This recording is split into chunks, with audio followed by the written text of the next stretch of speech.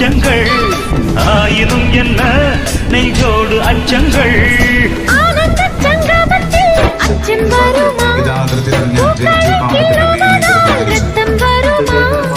இதுபோல் இதமோ சுகமோ உலகத்தில் இல்லை குணமோ மனமோ மலருக்குள் இல்லை சேலை கட்டும் பெண்ணுக்கு ஒரு வாசம் உண்டு கண்டு கொண்டே கண்களுக்குள் பள்ளி கொண்டே